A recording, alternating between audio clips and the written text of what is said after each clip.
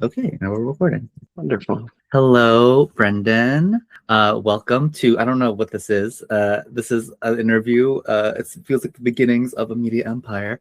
But I guess we're talking because you and I, many moons ago, worked on a play that I'd written, and I asked you to write some music for it. And so the show that we're talking about is called Fear and Wonder. It's getting its world premiere in New York City later on this year in June. For anyone who's interested, you should totally follow the link in my bio and get tickets. It's gonna be awesome. But I wanted to talk to Brendan a little bit about his kind of experience with not only like the experience of writing for the show, but also, about what it's like to be kind of, a pastor or, a faith leader. So yeah, so Brendan, why don't you introduce yourself a little bit? And like, how did you kind of? I know that we met through the church that I was a congregant too. You were a community minister, but like, how did you kind of get into seminary? What's that journey like for you? Yeah, so my name is Brendan Fox. I'm originally from Bethel, Connecticut. Lived there for the majority of my life thus far, and moved out down to New Jersey when I became a student at Drew Theological School. And so that whole process of becoming a theological student took me probably about 6 years from like first thought till like finally arriving there. I had been involved in my local church. Eventually, I took a position as a youth leader at a church in a neighboring town. And throughout that time, I always found ways to make music in the church. So I went to undergrad as a voice major, but I also picked up guitar along the way. And so the quintessential guy showing up to something with an acoustic guitar, kind of gets put to work, and was always looking for it, type of thing. So when I get down to Drew as a Theo student, that was really a big part of my experience there was looking for ways to make music with people. So being a theological student, I was working towards my Master of Divinity, which I ended up earning in 2021. Not without the pandemic being a large part of that, but right before the pandemic, we have a part of that program, that degree program, is to do an internship. And so my internship placement ended up being at the church that we met at, and I worked there as a community minister at Judson Memorial Church, and I had a really really lovely time there. And one of the things that was so interesting about meeting you, Jason, was that Christianity is such a broad spectrum, right? And there's so many different people who have different understandings of their faith. And so when we met and had this kind of kinship about early 90s or early 2000s, late 90s worship music that just kind of lived in here, whether for better or for worse. There's some real there was some real deep connection in that. So as a musician, the church has been a large part of me making music, and as a minister, whether it's a music minister or as a youth minister, there's always been a part of music making that. So they're really tied together for me in a way that I haven't yet found to separate, and I'm not necessarily looking to. Yeah, I'm curious about in the play, one of the characters kind of goes from being kind of like a reluctant kind of like uh uh teens group member to eventually, I guess, I don't know, it's too much for spoilers, but like eventually becoming, being called to service as called the ministry. And I've been always curious about like what that call, like what does that originate from? Where does that come from? Like my brother is in ministry, and I'm just like curious, like when did you be like, oh, this is what I'm going to do, versus like I'm Yeah. just going to be like in this community. Well, and so it's still unraveling for me, in so many ways. And I recognize that some people have that really clear moment of, oh, this has almost opened my eyes to see where I can fit in and where I can be, where I can play a role, where I can do the work, however you want to put it. For me, it's always been a little bit more progressive, if you want to say that. So starting, there was a teens, young adult weekend retreat program that I my first time being asked to be in a music ministry of sort was that on what was called an Emmaus weekend. And so I was asked to be the guy that kind of led the songs for everybody before mealtime and during worships moments over that weekend. And I really loved it because it was a moment for me to be able to connect with these other people in a way that felt natural for me. Where, as somebody who didn't join the church until I was about 19, talking about my faith was a little bit on my not high on my list of things that I wanted to do. So the music was almost like my entry point into that. And I think that a lot of people who come to faith a little bit later in life might relate to that as well. But beyond that, it was as I was working as a youth leader, people found out that I played guitar. So when the church musician was taking a Sunday off, it says, okay, well, maybe Brendan can lead us in a couple of songs. And so I remember we had a group of we called ourselves the guitar guys, and we showed up and we played hymns very poorly, but we did it, right. And so part of it is being vulnerable and being able to say yes to the ask when it comes. And for other people, they might have a very, very different experience, but mine has always been saying yes in those smaller moments, and then just kind of continuing to do it over time.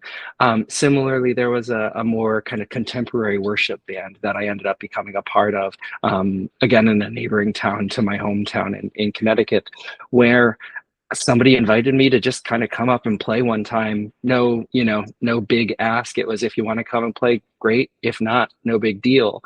And I showed up and I loved it. So I stuck around and I played in that group for a number of months. So that it's been a really organic thing for myself. Cool. I was wondering about, so like, I know that you mentioned we had this kind of kinship around this specific like genre of music, which is like worship songs. A lot of them are from like the late 90s, early 2000s, but like just generally, like at least from my experience, like the music in church was like a huge part of my faith journey. Like my mom like led children's choirs and like I like taught choir at church. That was like one of the primary ways in which I like interacted with like the faith ritual. I was like singing in either like teens group or whatever, but also like there was also a stark kind of, I feel like there was like this stark a musicological like difference between like I guess like the standard like hymns that we get out of a hymnal, and then the specific kind of like, I don't know what to call it, like this evangelically hillsongy kind of extremely emotional, like not pseudo, but it's like overtly kind of like romantic, leaning heavily on, kind of, there's a lot of like biblical kind of metaphor that exists in in biblical texts around like the bridal metaphor and things like that.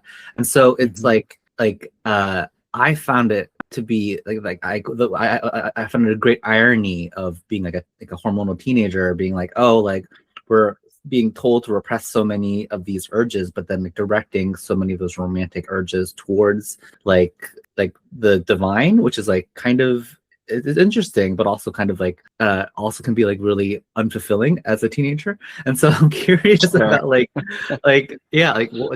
was your experience with this kind of genre of music? Yeah, so it's an interesting experience for me that I didn't join the church until I was 19. So I had been raised as a member of the Catholic Church and kind of to my grandmother's chagrin, just kind of because it was easier to do that than to not do that, right? And everybody I got baptized and we went, but it was never real for me, right? And I think it was something that after my family stepped away from the Catholic Church, I got invited to a fundraiser breakfast at the local Methodist church in my hometown. And before I left that day, I ended up being signed up to go on a mission trip and to like travel out of state with this church group of people who I knew, but I didn't know them that well, right? So it was kind of a big step in that. And shortly after I signed on, I said, well, I should at least like go to church, right? I should probably check out what they think and what they believe. And so I was really surprised to find that the Methodist tradition that I ended up, becoming a part of, had a lot of connection to that kind of Catholic feeling math in the church that I went to. It had, like you said, traditional hymns. And at this point, I was going to college as a classical voice major. And I loved choir. That was my big thing. Opera wasn't, it was the major, but I was a choir kid. And so being there and being able to sing 4-part harmony with this community of people, that was magical for me.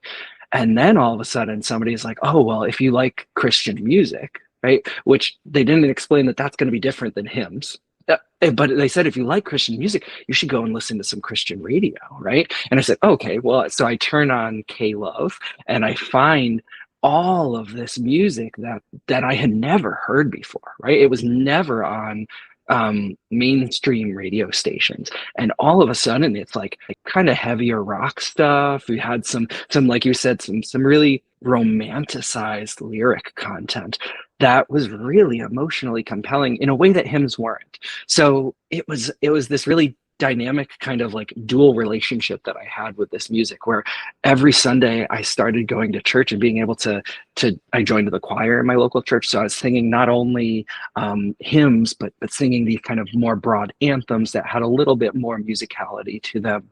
And then on my spare time, I'd be going home and listening just casually to all of this contemporary Christian music, we would call it, right? CCM for short, of really, like, I would say it's like current sounding, but in my mind, I guess current sounding Christian music is about like 5 to 10 years late.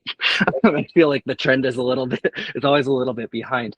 But all of a sudden there was this really deep emotional connection to that. And with a guitar, I could do that a whole lot easier, right? I could pick up and play this style that I was hearing on Christian radio so much easier than I could translate hymns onto my guitar. And so I've spent the last 15 years really working at how can I harmonize a lot of these things. How can I bring together the emotionality that's in some of this Christian contemporary music with the theology that we find in our hymns, because I think there's a little bit of sacrifice there, where the more contemporary music is more simple in the lyric content. It's a lot more directed at instigating a certain feeling and a certain emotion. Whereas the hymns that we sing in my Methodist tradition, one of our hymnals is called "The Faith We Sing," and it talks about how what we sing really helps us to iron out our beliefs. It is these kind of statements of what our belief is. And while that's true to some extent in some modern Christian music, it's at a different level, right? And so I've spent a lot of my time as a musician, particularly, and as a worship leader, trying to find how can I bring some of the emotionality that people feel like they're missing when they sing hymns into some hymn singing, and how can we make sure that we're thinking critically when we choose how and what we sing that comes from the contemporary Christian music realm, because it's a hard balance to find, especially for church worship leaders. Yeah, that's really interesting. I also think it's interesting about how I was listening to some podcasts. I think it's like it's a podcast on the musicology of like pop music. It's called Switched on Pop by like Vox Media, and they did this really interesting kind of breakdown of Coldplay, and they had this whole kind of thesis around like why Coldplay is so popular, and also like really derided amongst in some circles as being like overly simplistic or U2 wannabes or whatever. But like their whole thing was like Coldplay is secular worship music,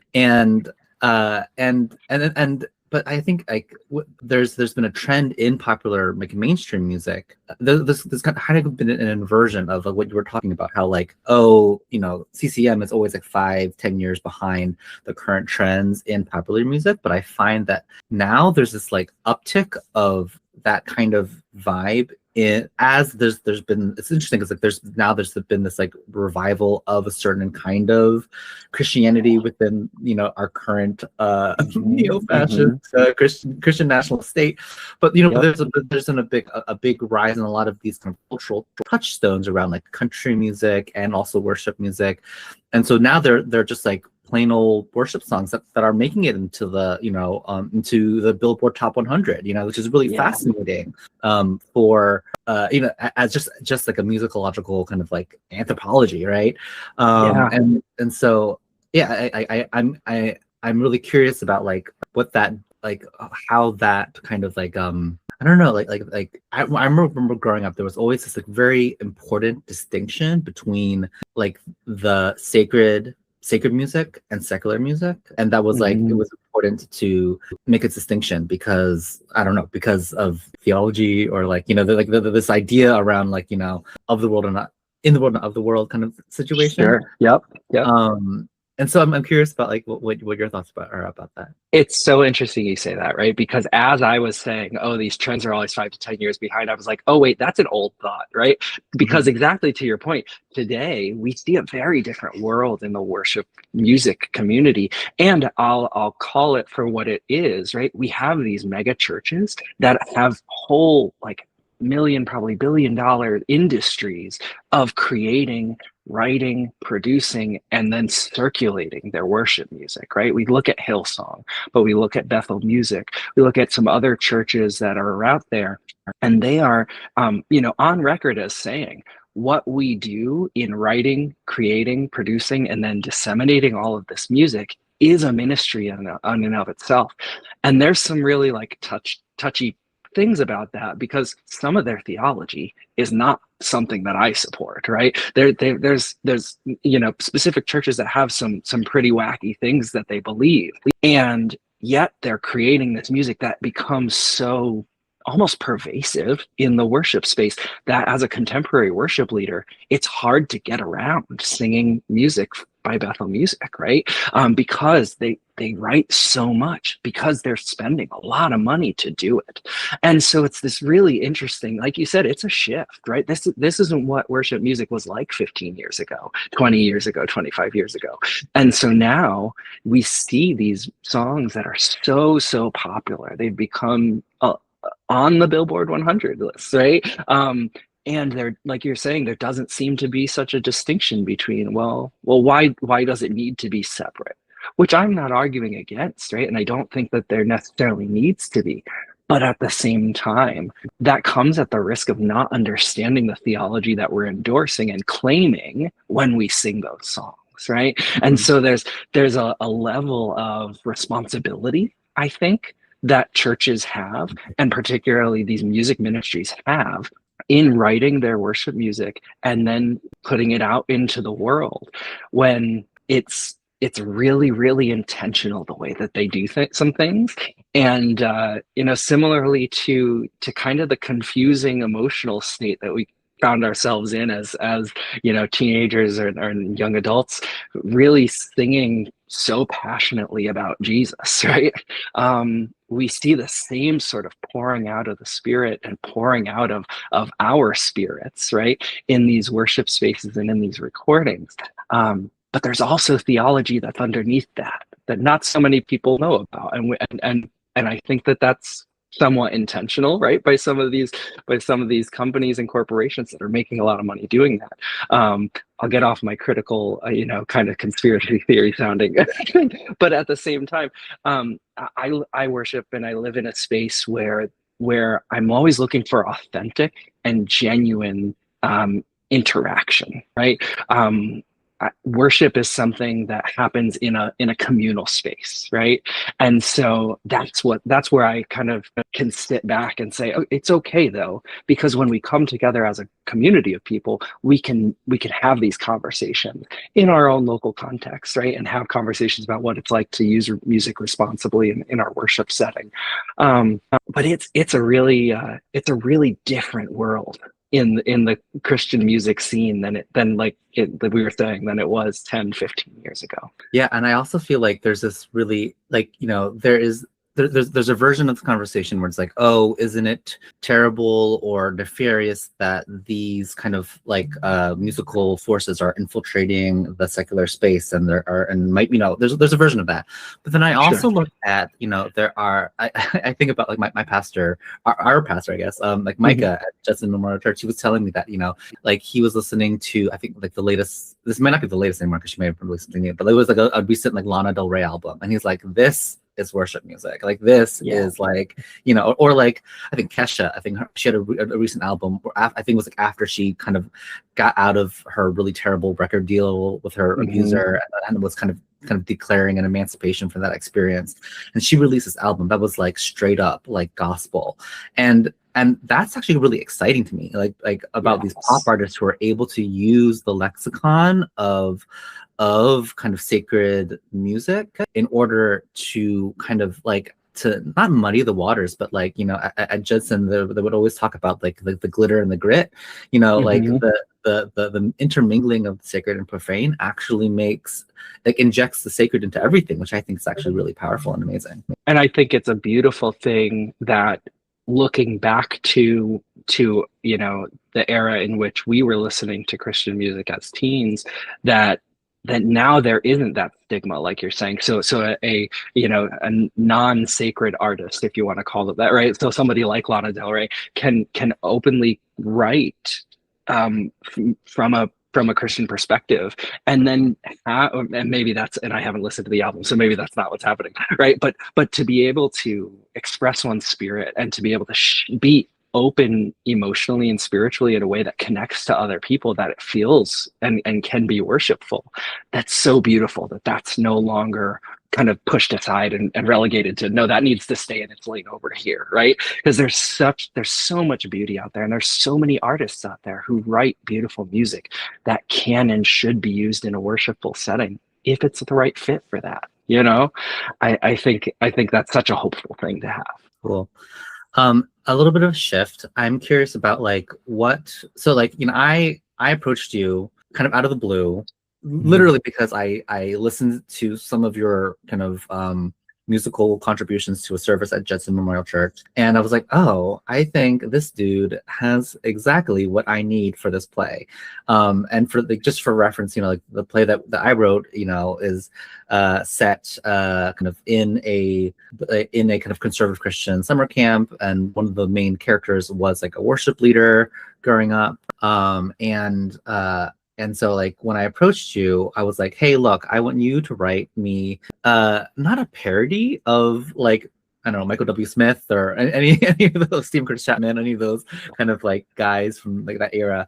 But like on one hand, I'm looking for an earnest but like also self-critical kind of like extrapolation of that kind of genre, and I'm curious, like what was your approach? Like, what did you think of that whole one? What did you think of the ask? And then also, like, how did you approach that project? Yeah. So, and I forget if I've ever shared this with you. Between you and I, you asked, and immediately my head said, I said, yes, absolutely. I'm so into this, because there was something iconic about that music from that era, right? This worship music. You named Michael W. Smith, and there are plenty of others that kind of held that space during that time, late 90s, early 2000s, and it had a sound to it, right? There was a definite, from like a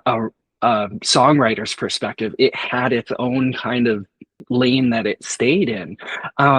And it's something that I love the sound of, right? There's something that was really, really nostalgic for me to be thinking about music from that era. But the gift of the ask from you to me was that I struggled deeply with writing lyric, right? And so to be able to live in that world musically, and then also have somebody else to work with to help shape the language that was going to fit with that music, was really, really something that I was it's so special to me still to this day that we were able to do that, because I spend a lot of time working on songs and working on music, but I rarely finish songs, and so the deadline, the process of writing and having kind of a clear a clear trajectory. You had a vision for this play and how music would be included in it, and I really was able to find myself lending service to the play by trying to fit the vision that you had, which just happened to be something that resonated deeply with me. And so it was a really fun time to kind of think about what and as my on my own, in my own process, kind of thinking about what is it that does define that sound, and kind of what is it that puts me at ease when I would hear some music from that era. And that's really what I tried to create, and create that feeling that was so familiar to me when I was in those worship spaces, so that folks that now will be able to to experience this play. My hope is that they'll be able to find that space as well, and this time kind of within the bubble of the theater experience, right? But still to be able to engage in that music. So the writing process was a joyful time for me, in a time where the pandemic had come, and so we spent a lot of that time working together remotely, right? Where we had been seeing each other in person as when I was a community minister at Judson Memorial Church, but then outside of that, right, we worked a lot digitally, so that the back and forth was a new process for me. But there was a lot of beauty in the exploration of how do we capture that feeling without, like you said, without it being a parody, right? Because it's not, it's genuine, right? But it's genuine with a little bit of a wink, right? To say there are some genuine parts of this music that weren't always on the up and up, and that weren't always necessarily what teens should have been engaging in at such a visceral level. Yeah, I'm glad that you like. I really had a interesting experience writing lyrics for you. And I think I think in the end it was really good that work lived in two different bodies, because I know that from a writing perspective, it was very clear. I obviously had this ulterior motive of like, yes, I wanted the songs to emotionally hook you, but I also wanted, like, because I just remember like being a teen and singing some of these songs, and like sometimes like you'd sing the line and then like kind of had this thought in the back of your head, like, that's a really weird thing to say about God. And so like like part of the reason why like I sought you out, because like I originally, in the original draft of the play, I literally put in, like Mega W. Smith, Stephen Chris Chapman, all these kind of like, songs in the actual text. But I was like, oh wait, they're never going to give the rights to my gay ass play for this music. But then so I was like, okay, well, like from a writer's perspective, I know that I need like for people who are looking, who are engaging in that self-critical kind of exercise, they're going to clock it. And I was always worried about like, well, like is the music going to be too earnest and catchy that it's going to like distract from that, and like I was like, oh, like are people just gonna get so swept away that they're not gonna notice I don't know, like, because it's not a parody, but it is a wink, there's a wink and a nod, right? And I was really happy because like I remember one of the readings that I did, my nephew who was 16 at the time, totally clocked it. I was like, okay, if my 16, like if that's my target audience, right? And so if he can clock it, then I think we've hit the sweet spot, Yeah, and there's something, right? We talked earlier about the emotionality in that music of the time, and the lyric content, like you're saying. Sometimes you'd sing a line and then you'd be like, wait, what did I just say about God? Okay. But there's something that is really evocative about the lyrics, and that lends itself to writing emotional music. And so part of the work in this was similar to what you're saying. How does it feel genuine in both its essence as a critique of worship music, while also holding a place and a space in real life as music that's worth listening to and worth engaging with, albeit with a wink and a nod. And so I find myself singing Wonder to myself kind of pretty routinely. It just kind of lives in my head now. And sometimes I have to remind myself, I was like, oh yeah, but hold on. I there's a wink and a nod to this, right? And I cherish that because I think that was the ask, right? And that there was a real vulnerability that we both shared to be able to meet in the middle with that and to find the music that would fit the text and to provide the text that would capture so deeply without and also a little irreverently without losing the sense of reverence, without losing the sense of this pouring out of one's spirit that is so common in the worship space. So it's just it's been such a unique piece of music to have been a part of and to kind of live in my brain.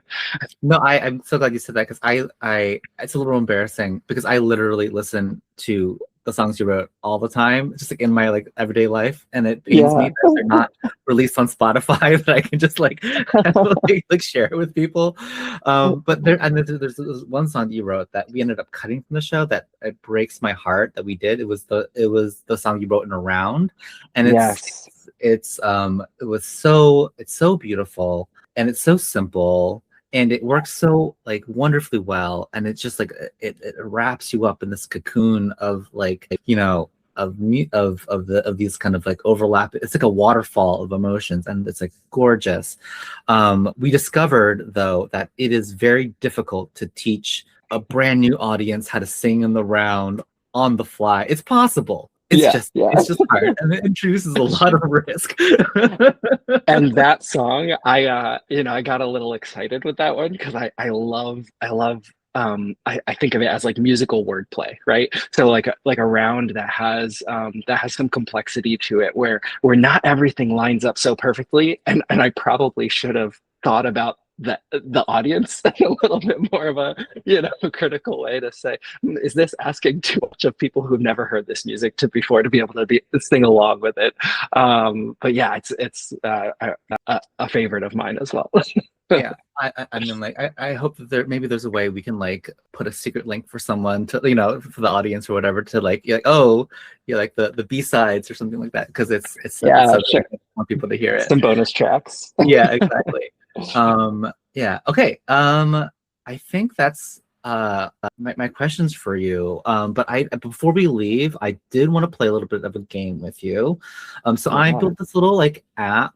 I've bad coded it to be perfectly honest. I mean, I am a developer, but I built this little app for a game called Worship or Love Song, and the whole idea is that I got a whole bunch of lyrics that are either that come from either a worship or a love song, although maybe that binary can be muddled a little bit. And you're gonna have to guess whether which one is which. Okay, I'm going to share my screen. Select window or screen. I think. Oh gosh, is it screen 1 or screen 2? We'll find out. We'll find out. Okay. I'm going to share this screen. Okay, screen 1. Okay, you can see my screen. I totally can. Okay. I'm gonna mute the app. So hopefully it won't like one for like the whole, a DRM situation, but also just so like it won't like mess everything. So but Worship or Love Song, when it start playing. Okay, I'll read the lyrics. You are the strength that keeps me walking. You are the hope that keeps me trusting. You are the life to my soul. Ooh, I want to say worship. Okay, you are correct. All from right. Lighthouse. I'm actually not familiar with this group, but okay. Next song. I want to stand with you on a mountain. I want to bathe with you in the sea. I want to lay like this forever. I know that one, so that's a love song. Yeah. Savage Garden, classic. Yeah, good get. Okay, let's go next. He is jealous for me, loves like a hurricane. I am a tree bending beneath the weight of his wind and mercy. I think that's a worship song. You are correct. Yeah. By John Mark McMillan, How He Loves. I feel like if I had like taken out and mercy, like then it might have been even a little bit harder. Yeah. Yep. Yeah. And actually, I think I don't know. I feel like there's a line. I think I may have cribbed from this this song, or maybe this references some biblical line about like trees and bending and wind. But there, Yeah, that in line the Bridge of exists. Wonder. Yep. Yeah. Totally, totally. Okay. I could stay awake just to hear you breathing, watch you smile while you are sleeping. Oh, is that a love song? I'm gonna say love song. Yeah, that's a love song. It's Aerosmith. Yeah. Okay. Oh yeah. No. I Yeah, get it. right. No. This is probably gonna be too easy because it's a very famous song. But altogether lovely, altogether worthy, altogether wonderful to me. Yeah, that's worship. Yeah. I'll sing that one in my sleep. Not the bridge though. The bridge. Yeah. I knew I loved you before I met you. I think I dreamed you into life. Oh, I'm gonna say love song, but I don't know. Yeah, that is a love. Again, Savage Garden. Savage Garden. Okay. Yeah. Yeah. Oldie but a goodie. I want to sit at your feet, drink from the cup in your hand, lay back against you and breathe, and feel your heartbeat. Ooh, sitting at feet, drinking from cup makes me want to say worship. You are correct. Although this one really stumped me because I was like, this is like so like for a worship song, it's like so embodied and so like you rarely get that kind of like. Oftentimes you'll have songs that will personify the divine, but very few are like actual like body on body kind of like imagery, which is like interesting to me. Yeah, that's a new one for me. Okay. And I'm desperate for you, and I'm lost without you. Oh gosh, I should know that. I'm gonna say worship. You are correct. Michael W. Smith. Yeah, okay. Although this was actually, I mean, I feel like this could totally exist in a ballad. Absolutely. It's like an Adele song right there, right? Yeah, for real.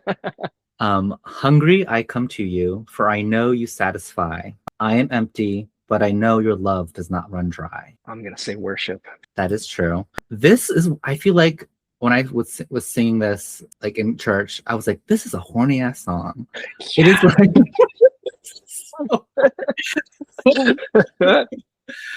oh gosh, okay. And the final one. Your love is king, crown you in my heart. I'm gonna go out on a bang. I'm gonna say worship. That is wrong. No. That is Sade. But I will submit that this song is a worship song because if you just like just play it, almost every lyric is completely fine in a sacred context. So I encourage you to play this or sing this with your congregation. So congratulations, more Sade. You got a 9 out of 10. Mazel tov, mazel tov. I'm just not sharing. Yeah. Okay. Great. Well, thank you, Brendan, for this lovely conversation. Any of you who want to play this game, follow the link in the bio. It'll be a lot of fun, and I want to see how you did. So share with me what your score was, and share it with your friends, and get tickets to Fear and Wonder in June. Thank you.